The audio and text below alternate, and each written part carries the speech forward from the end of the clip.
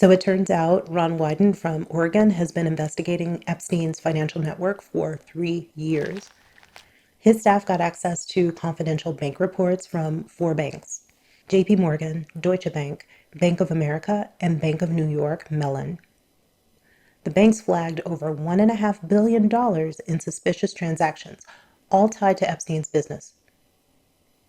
The problem that I have is the banks filed the reports after he was arrested in 2019. That's 15 years of red flags ignored until he was arrested. This whole thing makes me wish that everyone went to these big banks and took out all of their money at the same time. Let them crash. No bailouts, just consequences for bad behavior. The banks are supposed to file these suspicious activity reports within 60 days of spotting something questionable. When we were buying our house in Spain, we had to jump through several hoops just to get the wire transfer together. Also, when I cashed out the stock to pay for the house, it was a big deal to the bank. Where'd the money come from? Well, you see, it's from my brokerage account. How did you get the stock? My job doesn't pay in money, they pay in stock. That's weird. Can I use my money now? On a side note, it is really scary wiring large sums like that. It was really stressful. I was scared until they transferred the title of the house to us. I guess a few million isn't so stressful to some folks when their bank accounts has three commas in it. Hey, it's Kina. Throughout my career, I worked in spaces with direct access to these types of people. It says a lot that I retired tucked away in the countryside. If there's something that you'd like me to talk about, tell me in the comments. If you like what I'm doing with my channel, you can support it with a like, a comment. They are great for the algorithm. If you really like what I'm doing, you can support with a super thanks. These bank reports are supposed to be an early warning system for law enforcement. It's to alert to money laundering, human trafficking, all of it. But when your client is wealthy and connected, apparently different rules apply. JP Morgan filed the biggest report at $1.1 billion. This report covered 4,700 transactions dating back to 2003. We're talking about payments to women from Belarus, Russia, Turkmenistan. A lot of Epstein's victims were young women from Eastern European countries. Deutsche Bank flagged $400 million. Some of the transactions were for 100 million at a time. They were wire transfers, transfers for art deals, mysterious foreign companies, and payments from wealthy people. The reports the banks filed are meant to be an early warning for law enforcement. Some of the transfers involved Russian banks before they were sanctioned. I remember Deutsche Bank getting fined for laundering Russian money back in 2017 by the US and the UK. It would always weird me out when I worked in hospitality when someone would wire a huge sum of money to cover their hotel stay. These people, they rarely used credit cards. That made booking certain experiences much more challenging. They are the types who wanted the experiences that required credit card guarantees, things like a driver on standby, booking private dining rooms, private yacht excursions, helicopter transport. Their spouse never seemed to travel with them. They'd walk in with a different woman each evening, and the driver on standby would take her home the next morning. Sometimes I'd have interactions with the ladies. They were always very timid. I've seen how these people operate. The Epstein case is just the tip of the iceberg. Frankly, it's a perfect example of how the system is designed to protect wealth and influence, while it leaves the rest of us, especially victims, to take care of ourselves. These banks kept profitable relationships with Epstein for years despite obvious red flags. You know, the ones they reported after he was arrested in 2019. They made money off of what he was doing. JP Morgan and Deutsche Bank only paid settlements to victims in 2023. 290 million by JP Morgan and 75 million by Deutsche Bank.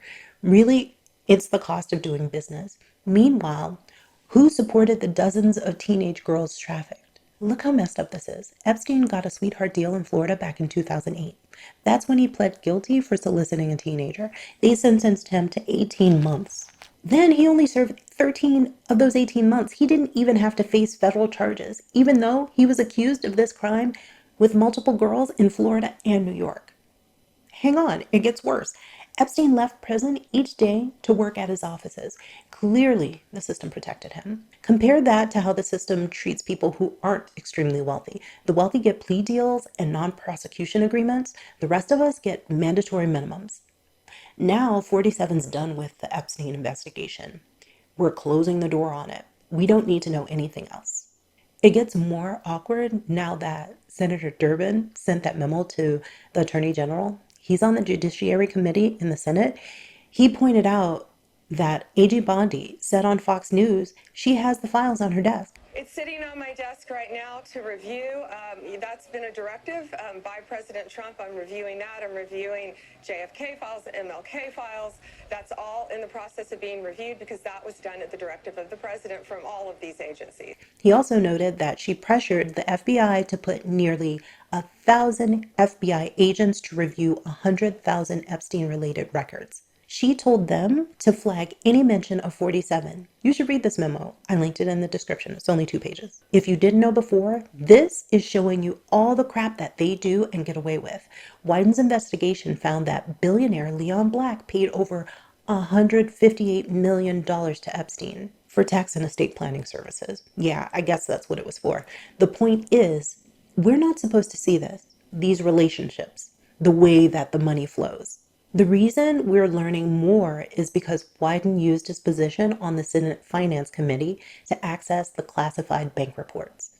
Even so, the staff could only take handwritten notes, no copies. The system is designed to protect that information. I get it, you want to protect whistleblowers, but why blow the whistle if no one will hear the noise? The public wants to know what's in these documents. And the Treasury is calling this political theater. The Treasury spokesman said that this should have been done during Biden's presidency. Maybe so. I promise if he had, it would have been called political theater then as well. What's important is that it's being done right now, even though it should have been done sooner. I think that we can agree this issue is not partisan. What really breaks my heart about this is the victims have gotten lost. A woman named Marichka Chartuni, who was abused by Epstein when she was 20, she's now 45. She said that the noise around the Epstein files distracts us. It's taking attention away from holding the Justice Department accountable. They failed to prevent the trafficking in the first place. She's right.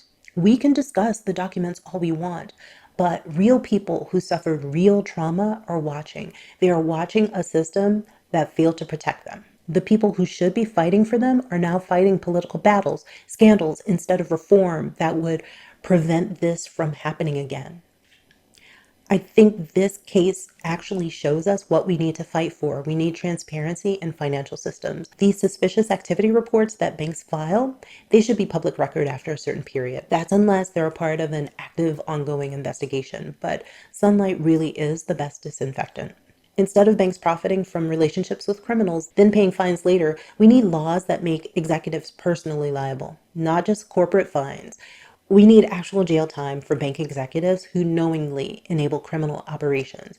I don't mean nighttime jail like Epstein had either. Let's see how compliant these bankers become when they have to face actual consequences. What Wyden has been doing is really interesting, but we can't just rely on him. Everyone should be exposing these relationships. Journalists, activist organizations, other elected officials at different levels. We need to make it impossible to buy silence. I'm thinking a financial transparency movement, one where these organizations work together to make things less opaque. Allow independent commissions and public monitors access to the same documents that lawmakers receive. Use public reporting requirements to prevent government agencies from conflicts of interest, from burying their failures.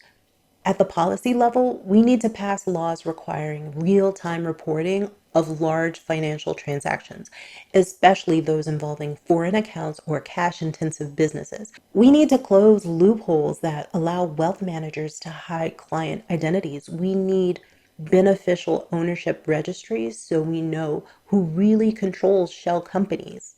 Most importantly, we need to change how we think about this. The system isn't broken. It's working exactly as designed. It's designed to protect wealth and influence while leaving everyone else vulnerable. Once we understand that, we can stop trying to reform it and start building something better. These people aren't smart. They're just bold. We have to be bolder. We have to use institutions built on different values. Credit unions instead of big banks, cooperative ownership structures instead of extractive enterprise, participatory budgeting so communities control public resources instead of wealthy donors controlling politicians. I used to see these people every day at work. They're not superhuman. They're not more deserving. They just have access to systems of power that amplify their influence while diminishing everyone else's. But those systems depend on our participation, our compliance, our silence. The moment we stop participating in systems that exploit us and start building alternatives, everything changes. The Epstein case shows us how deep the rot goes. It also shows us that information wants to be free. Eventually, the truth comes out. Our job is to make sure that when it does, we're ready with better systems to replace the corrupt ones. We can start small. Let's bank with institutions that serve communities instead of extract from them. Let's commit to supporting local candidates who refuse corporate money. And please, can we stop being cynical about small candidates? The only thing cynicism gets us is annoyed at everything. It's exhausting. We have to start with understanding that this isn't a few bad actors. It's about systems of power that need to be completely reimagined.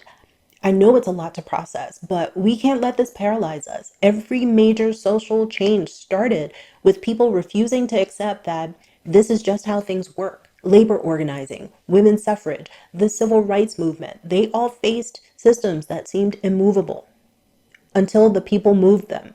The difference now is we have tools previous generations didn't. We can share information instantly. We can coordinate across vast distances. We can organize resources at scale. The same technology that enables financial crimes also enables resistance to those crimes.